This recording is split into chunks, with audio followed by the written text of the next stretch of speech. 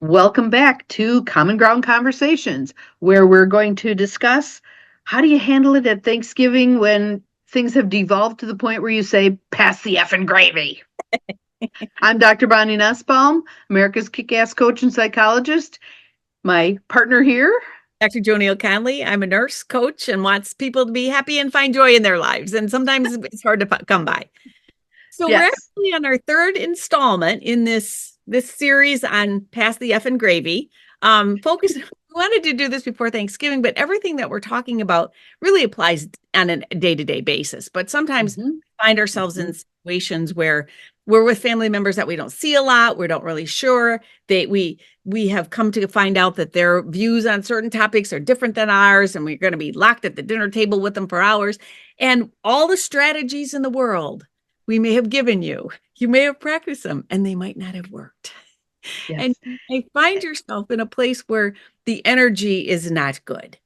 Yes. And first of all, first thing, be kind to yourself. You tried some stuff, it didn't work yet. Doesn't mean it won't work next time.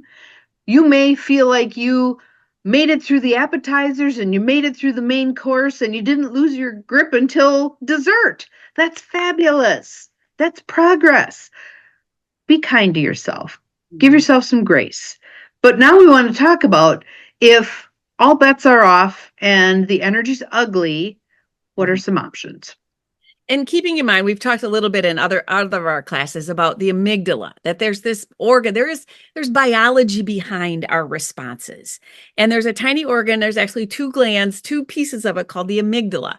And that was put in our bodies to protect us from danger, so that when we feel a threat, now we might be the most rational thinking, all put together kind of people, but that happens without us even knowing it. Your amygdala gets hijacked, your amygdala triggers, and all of a sudden the cortisol, the adrenaline, the saber-toothed tigers. Now, what I want to challenge you with is that it might have triggered, but you have the ability to bring it back into check. You have the ability to recognize. Well, first, I want to remind you that when your amygdala is fired, your frontal cortex isn't online. So you're going to say stupid, probably, that you might want to regret. So what we want to offer is some opportunities, deep breath, deep, first of all, knowing, is this my amygdala just thinks I'm threatened?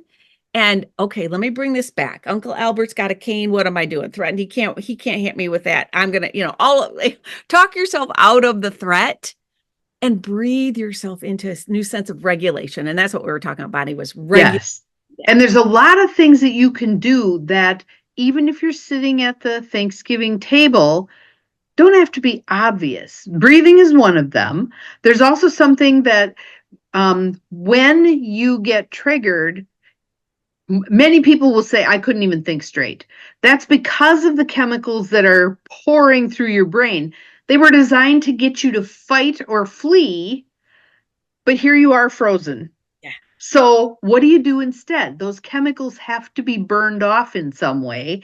And they also, there's things that you can do to get your brain firing on both sides again. So while you're sitting there underneath the table, so this is called the butterfly. Yeah. It's above the table, but you could have your hands crossed on your knees and just be tapping across your knees. What that's doing is it's forcing your brain to fire on both sides, and you're going to start to be more whole-brained again, which means that the stuff that comes out of your mouth, if you allow anything to come out of your mouth, is likely to be better quality than what would come out when you're in the amygdala hijack. Sure. And look for opportunities. If the kids are playing games in the corner, there's something magical about being around kids and their joy and all of that. And Bonnie says, pet the dog. Pet the dog. Call the dog over by you. Wiggle a little turkey under the table. Because petting an animal will bring down all of that. What I don't want you to do is grab your cousin, run into the kitchen and start, did you hear what they said? Or grab the wine bottle and add another glass. Not going to help. Really not going to help. Not going to help. No.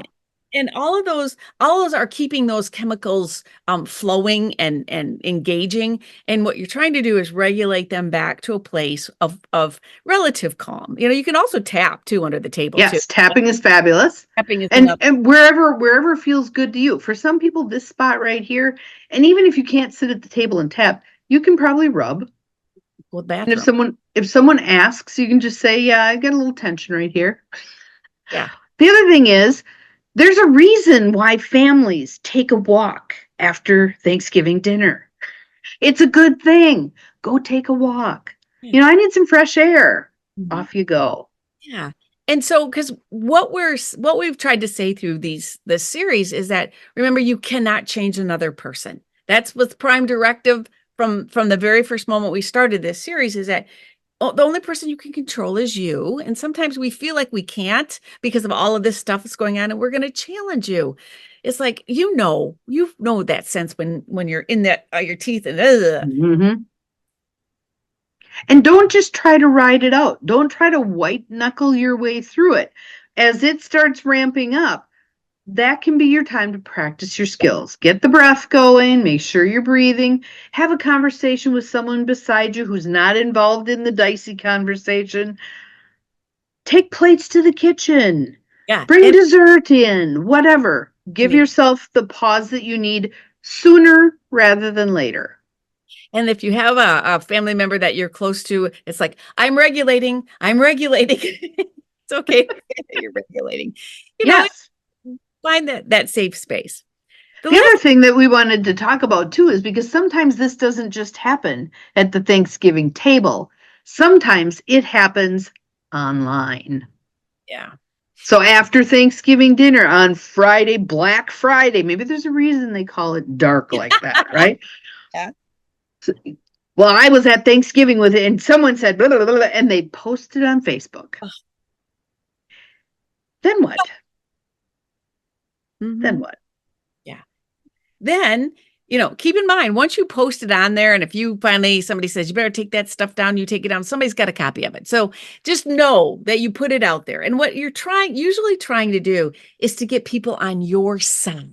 Look what Yep. happened to me. And you're creating this collusion with these other people. You're trying to, like, poor me, look what they did, all the things. And then you're going to get the backlash, whether you like it or not, you're going to get the backlash. And it's not going to be pretty, and it's not going to help the situation in the long run. No. And one of the things that I would point out about that is if you're trying to get other people to align with you, there might be something in your position that you're not feeling strong enough about on your own. Take a look at that. If I have to have Great Aunt Minnie back me up, where am I failing myself? Where am I not stepping up for me that I'm not standing on my own 2 feet with this? But I feel like I have to drag others in. Well, and you got to remember too that once you see that nasty post on Facebook or X or Instagram, what your amygdala is triggered again. Mm-hmm. And this is where Bonnie's famous line is, wait 24 hours. Hours. Do not respond. Do not respond. And I've often done this with emails as well. That if I'm so full of I've got all this stuff to say, I'll write it out on a piece of paper. Because then I'm going to keep it here. I'll read it again in the morning after I've had some sleep, and I'll go, oh, hell no, I'm not sending that. It buys you time, and it keeps you from sinking to that lower vibration level that post was at initially. Don't allow yourself to go down. Go up. Go up. Absolutely. And so online, you know that you can block somebody, you can snooze somebody, you can unfollow somebody, Mhm. friend somebody, you You can, can just not respond. yeah, Hmm. but you cannot go on the platform. Now, I do have to admit that a few years ago, I had a rage moment on Facebook where I said the F word 21 times on one little post. It's a whole long story. You can go look it up. My husband's office turned it into a drinking game. I'm telling you what, I lost my ever loving mind. So it was just one of them things. It happens. It happens. It happens. And when they told me they made it a drinking game, I thought, well, I should have said it 22 times. But again, I'm acknowledging my humanness in this situation. Yes. And that, And when you screw something up, when you let's say you reply to that kind of a thing, notice how oftentimes when someone puts out the snarky thing, the next day it's gone. yeah, It's like, oh, where did that go? What happened? They came to their senses and realized this isn't going to get me anywhere near where I want to go, so I need to take it down. exactly, exactly. Hmm. And again, I've had to like laugh this off many a times over the last few years. But again, it was a situation that moral injury, all the things, separate and apart from this conversation. But as we wrap up what we've talked about in these three series, the first thing we talked about was different roles that people play. So again, if you want to go back and read and listen to some of them, then we talked about the model that you can Hmm. engage in. And then this is the one we talked about. Well, once it does happen and it doesn't go as well, what should I do? What do you do? Yep. So we would love to hear from you as to if any Yes. tips helped. If you had a situation that didn't end well, we're more than happy to engage in some coaching and counseling and thought process with you. But we'd like to hear, was this helpful? Because you can applies for Christmas, Easter, Hanukkah, all the things coming up. The work Christmas party. Oh, Yeah. So the other thing that I would again like to reiterate, and I'm sure JoNeil's on board with this also, is be kind to yourself and others. Be kind, because walking this earth walk is not an easy gig. yes. And we don't know what other people are carrying with them in terms of baggage, and they don't know what we've got. So let's be kind. Let's be kind. And Above all else, be kind. some days you have to make your own sunshine. Amen and hallelujah. So we look forward to seeing you again, but we appreciate you being with us on this journey, and we'll probably touch base with you again in the future. Especially after the holiday. Bye.